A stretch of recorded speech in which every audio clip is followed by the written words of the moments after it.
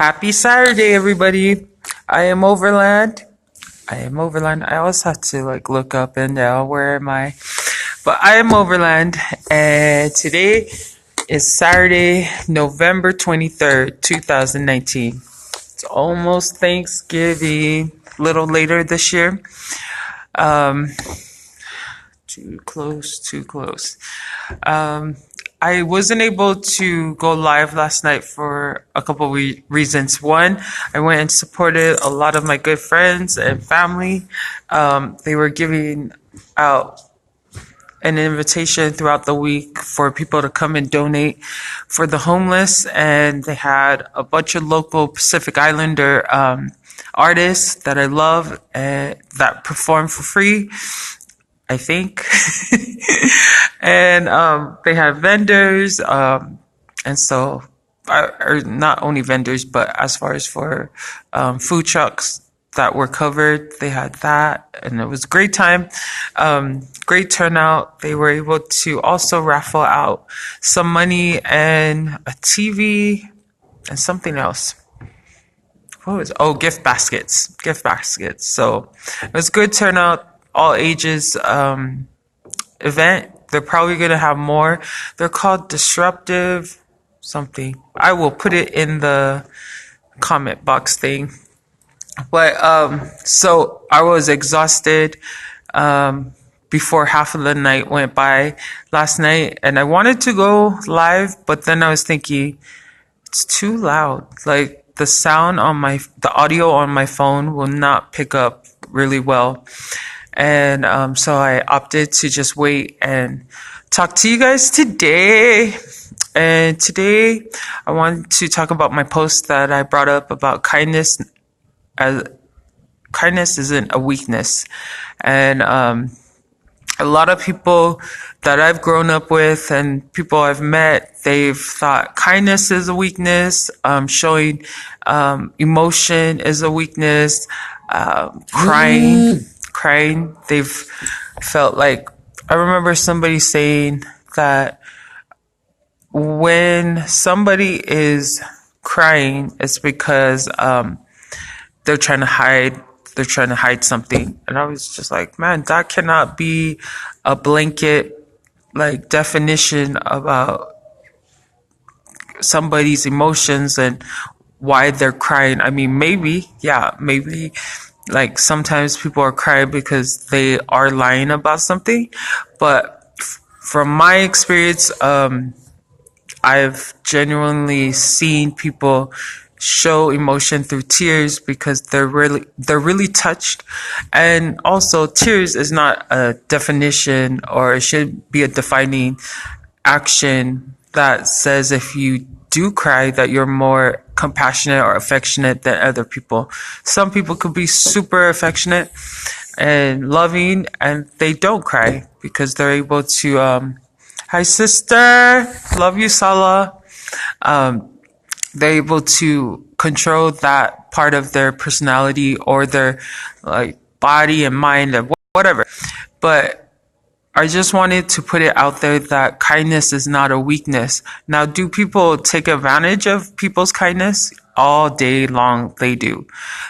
But the thing about letting those people affect you is that you turn into those people and you start to lose your kindness because you think, if I'm kind, somebody's going to take advantage of me. And a couple years ago, I got into something like that. I got burnt and by somebody very close, and I was pissed.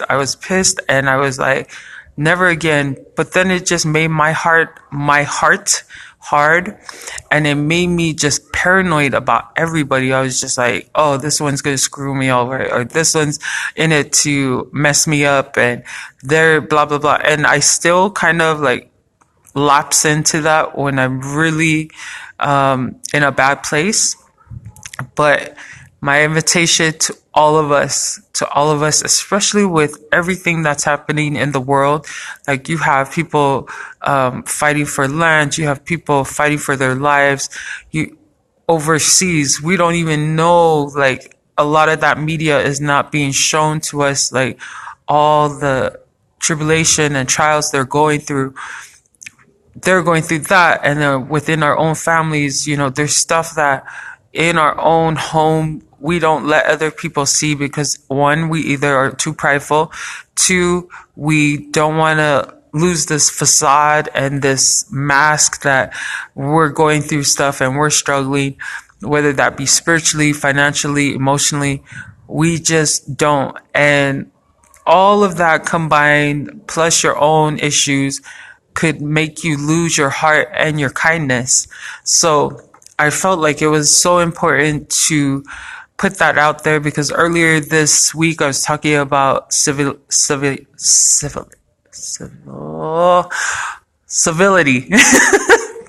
I always have to practice that word. Civility, and civility meaning how to go about your life and conversations without being snark, like saying smart.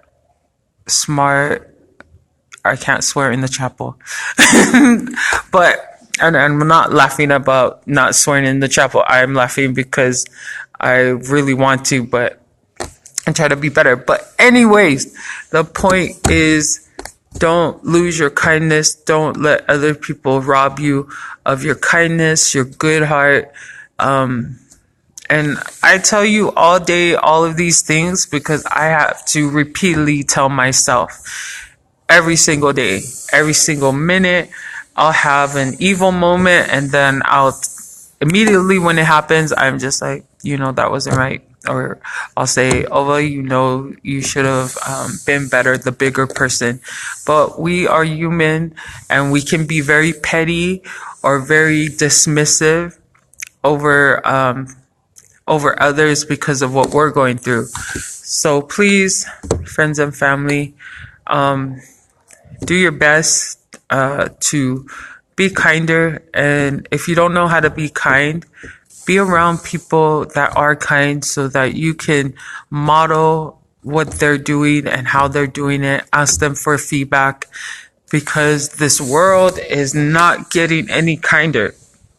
The fill of how much love and kindness people need every day is so low, and I can see it everywhere. And I hope that we can do our part in our own personalities and personal lives to fill ourselves with kindness and love so that we can give it out. I talked about having your cup overfilled so that even though you're giving it, you still have your portion in your cup to draw from.